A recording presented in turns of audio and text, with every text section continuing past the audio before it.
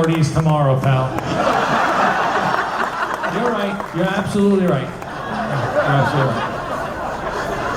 I did Wikipedia. It didn't say anything on Wikipedia. Oh, really? It didn't say anything. Actually, I think we got it from a. Didn't we look at a painting by Nicholas de Stale? Yeah. De Stale, and it was from Antibes, yeah. And Actually, I don't think the painting was called Sur La Mer, but the painting, the boat sank. I don't know. Don't go there. Good thing we're still anchored here. As we start to wind this down, Actually, I remember where we got the name from, with the painting and the artist. Yeah, Nicholas. But on question of balance, Yes. we were on the beach, looking from the sea to the beach. Yeah. And we thought, a great idea, why aren't we on the beach looking out to sea? It was something like that, on the sea.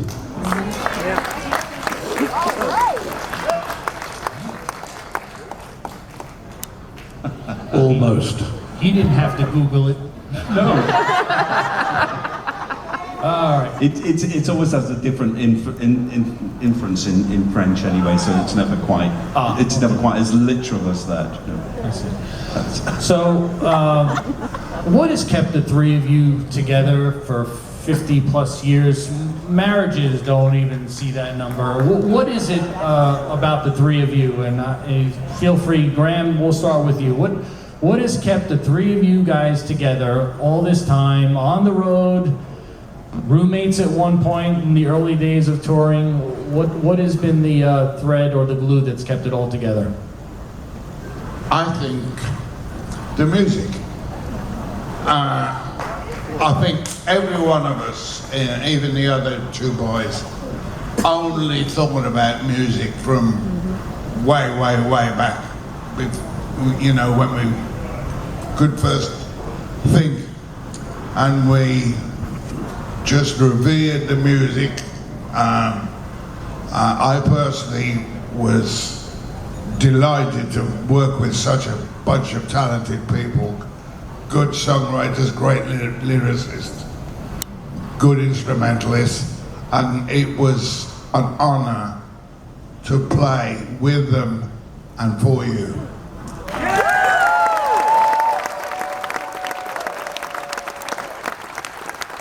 And John, what would you say?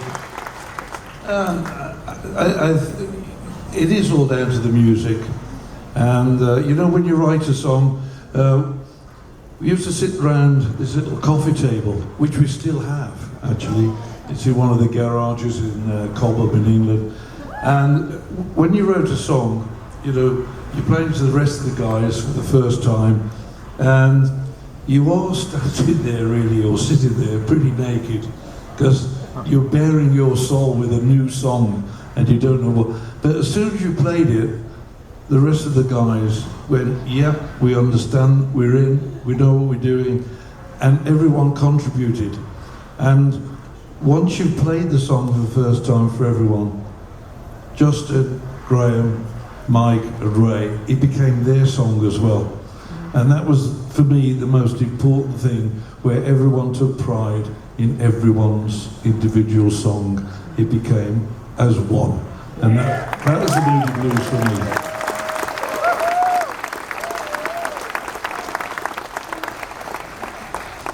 And Justin? Say the question again. What has kept the three of you together for 50 plus years? Well, I only see them about 3 months a year, so I've got 9 months a year off from them. How do you really feel?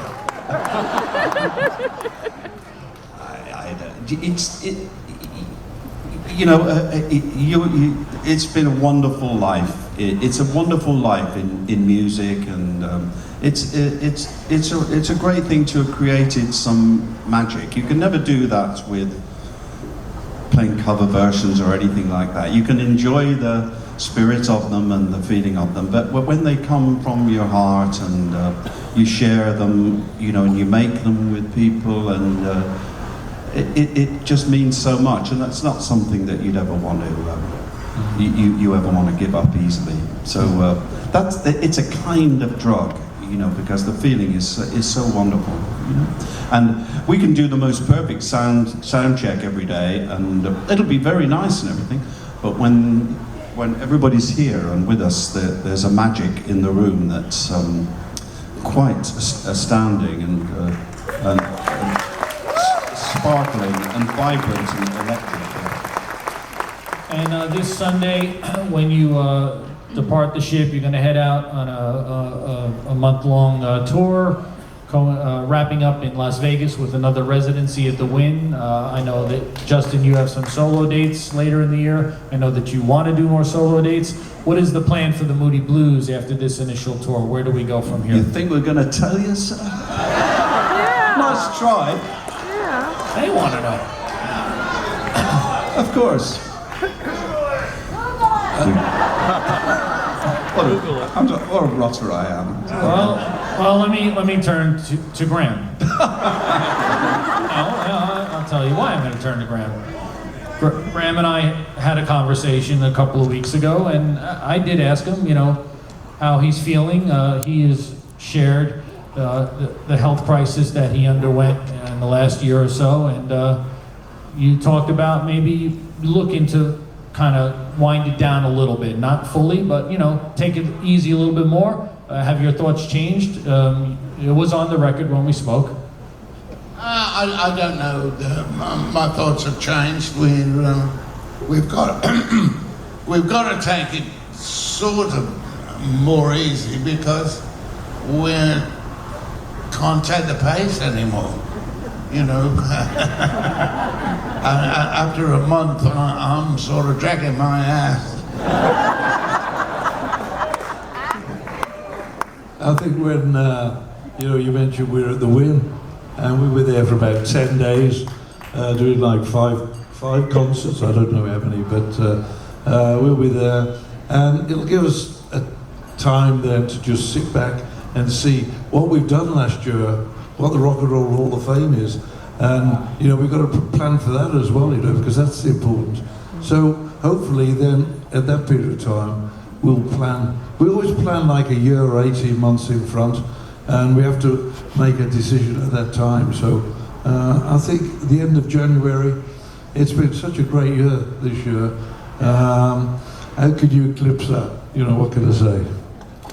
Well, busy times ahead, get through the tour, Rock and Roll Hall of Fame. And since we're at sea, we will be shortly, Captain Lodge here is going to entertain us with a fish tale. He shared this, and he said he'd be willing to share it tonight. So we're gonna rewind again back to 1968 and the U.S. tour, correct? Yes. You want me to set the scene? No. Pacific Northwest. Come on, tell me, who's the singer in Motley Crue? Who's what? The singer in Motley Crue. Come on, Vince. Oh, Vince Neil.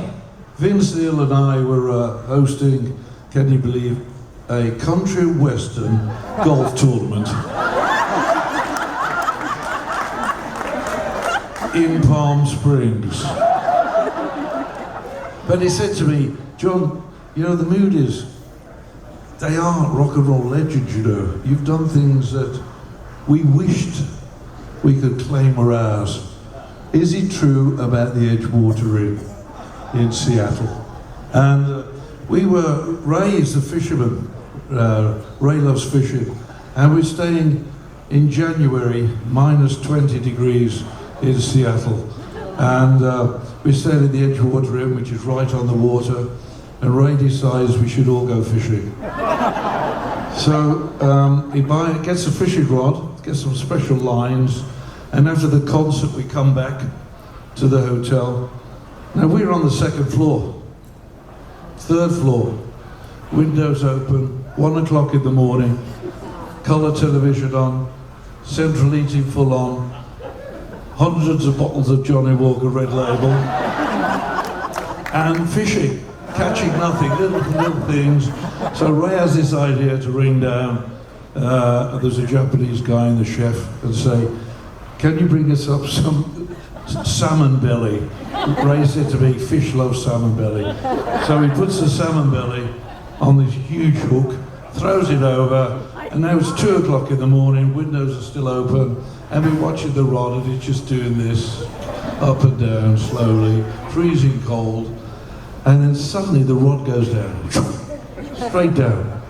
And Ray says, we've got a bite, we've got a bite, we've got a... So he's trying to reel it in, and he said, no, let it run, let it run. So this, whatever's on the other end is gone away. It's pitch black outside, freezing cold. And anyway, it's running away. And Ray said, it's loose now, start rolling back in. So we're all winding this rod back in. And we realise we can't put it, we have no idea what's on the end. So we called Peter Jackson, our roadies, woke him up. Come get up, come on. So no, we said to him, because in our true musicians play, you lean over the banister.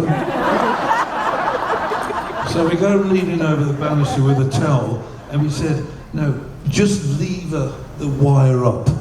Just keep levering it up, because we can't roll it in, because it's too strong. So even that doesn't work in properly. So we called another roadie, and opened the hotel room door and had him walking down the corridor with the rod. So we're pulling up on the wire, and then suddenly we heard Peter go, oh my God! And this shark came through and the shark landed in the hotel room on the floor. And it was looking at us. He's going, who are these musicians? Anyway, Ray came up with a great idea to hit it on the head with the Coca-Cola bottle. Which he did, hit it on the head. Anyway, we thought, now what are we going to do with this? And Ray, being, looking after his money, Ray said, we need to get the hook out of his mouth. And it was like, no, I don't think so. Cut it off. So after about 30 minutes, we decided to put as one does, put the shark, because it was coming round, into the bath. So we filled it with water, filled the bath with water, and the shark now is doing this, trying to get... So someone said, I think Graham said, put the shower on. So now his head's up in the way, trying to get some water. And then, of course, someone said, hang round, this is fresh